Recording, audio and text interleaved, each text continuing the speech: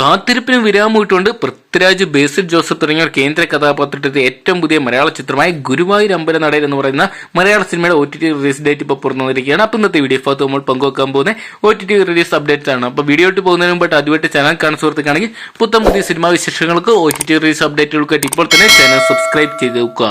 ജയ ജയ ജയ ഹേ എന്ന് പറയുന്ന സൂപ്പർ സിനിമയ്ക്ക് ശേഷം ബിപിൻ ദാസ് അണിയിച്ചൊരുക്കിയ ഏറ്റവും പുതിയ മലയാള ചിത്രമായിരുന്നു ഗുരുവായൂർ അമ്പലനടയിൽ എന്ന് പറയുന്ന സിനിമ. ചിത്രത്തിൽ കേന്ദ്ര കഥാപാത്രമായിട്ട് വന്നിട്ടുണ്ടെങ്കിൽ ബേസിൽ ജോസഫ്, പൃഥ്വിരാജ് തുടങ്ങിയവരായിരുന്നു. അതോടൊപ്പം നായകന്മാരായിട്ട് നിഖില വിമൽ, അനശ്വര രാജൻ തുടങ്ങിയവർ നായകന്മാരായിട്ട് വന്നപ്പോൾ തമിഴ്നാട് യോഗി ബാബുവിന്റെ ആദ്യ മലയാള ചിത്രമായിട്ട് ഗുരുവായൂർ അമ്പലനടയിൽ മാറിയിട്ടുണ്ടായിരുന്നു.